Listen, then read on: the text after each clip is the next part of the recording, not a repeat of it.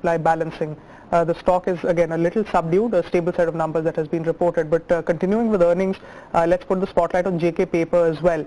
It's again been a stable quarter for the company with the profits higher, but the sales number has slipped a little. Let's discuss this in further detail with the CFO of the company, Mr. V. Kumaraswamy.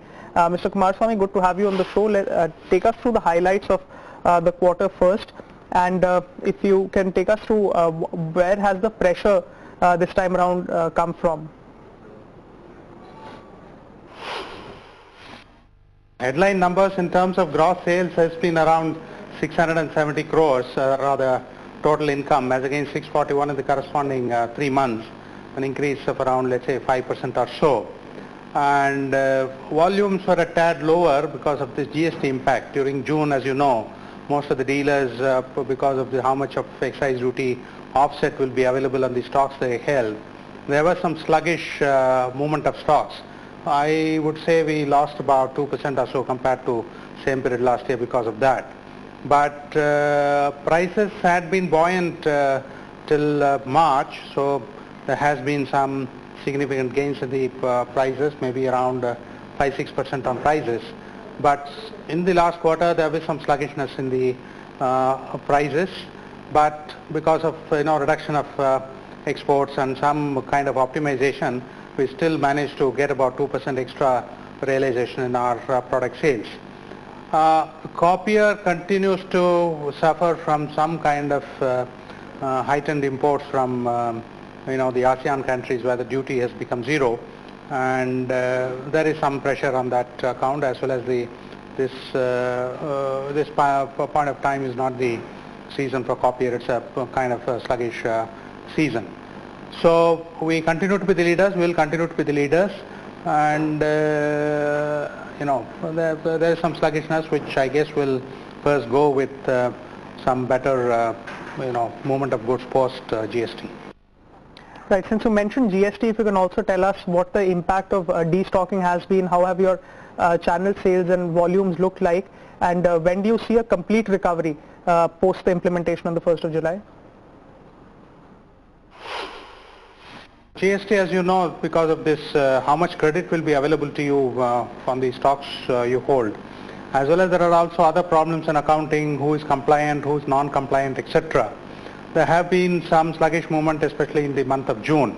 I would say at the worst of times, our movement out of our factory came down by around 20% or so. But gradually it picked up, and by now, I would say it is back to normal, but we have started now clearing our stocks which were built up in the month of June. I guess in the month of August or mid-September, we would have liquidated all the stocks. Proactively what we did was we had a continuous program of educating our first and second level dealers as to what is the impact of GST, what does GST imply, what do they have to do, how do they relate to us, how they use that system, our systems, etc., to keep on educating them. So that has also helped in a way, and I would think this matter will go away in about 1.5 2 months maximum. Right, can you take us through how the margin performance has been and how has hardwood costing been this time around? And from these levels, do you see gross margin improvement into the second half? Margins have been extremely good during the quarter, especially when we managed to crash the distance to procurement of our wood resources, which is the biggest cost items, accounting for almost 46-47%. We managed to get more in our catchment areas itself. With the result, there is about 3 to 4% reduction in our main cost items. But of course, coal, pet coke and furnace oil increased quite sharply. Coal, especially because of lack of availability of the government linkage coal, we had to buy something from open market, so it went up somewhat sharply. But because of the price increases, because of mix factor and reduction of exports, our margins expanded quite decently, from around 20% to 24% in that range, 24-25%. So that's been quite good. Right. Last time you had spoken, sir, you had told us about the closure of unviable units on back of environmental regulations and better compliance practices. Can you take us through how that is going? I mean, what's the update there? And do you see better realizations after these unviable units are shut down? No, it's not effort on my part or our part. It is more the impact of the environment, especially in the matters of the environment issues and the compliance to laws. The environmental thing is ongoing thing. Stricter enforcements might mean some closure of capacities, which is a continuous thing which will happen.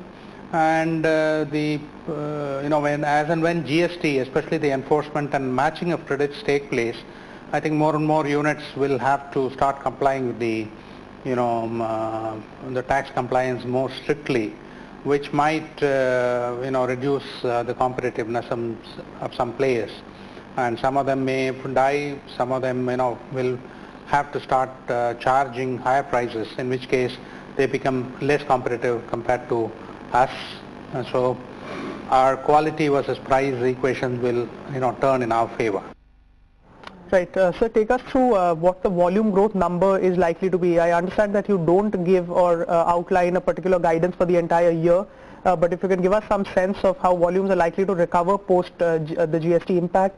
And since you are almost a 30% market share holder in the copier paper market category, how is that segment likely to pan out, and whether or not you are likely to capture incremental market share? We do not put out any targets for the whole year, so that we don't share. But volume growth, once the the current GST impact etc. is over, we hope to maintain our share in the total marketplace. And as you know, the copier market is growing at around 6-7%. The overall paper market itself is growing at around 6-8% in that range. We do hope to maintain, in case our manufacturing capacities are not able to meet our sales requirements. We will outsource them from outside manufacturers and make up our demand by our customers. Right, Mr. Kumaraswamy, finally before we let you go, one tranche of FCCB was converted in the third quarter. There was equity dilution likely of around 4.8%. Would it go to 18.8 crore shares with a dilution of 21%? If you can confirm that, if you can give us the time frame of it as well. No, at the peak it will go to only 17.8. It's 21. The first installment was repaid. It was not converted. Only the balance 4 are due for conversion, and out of which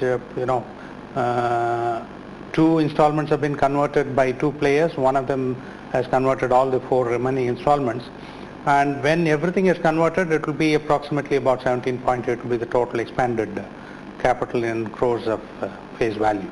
An additional about 93 lakh shares is what is due to be converted, which is pending conversion as of today. All right, Mr. Kumaraswamy, we're going to leave it at that, but appreciate you joining us, decoding your quarterly numbers for us, and also giving us an update on the FCCB conversion end as well. But let's put the focus on macros now.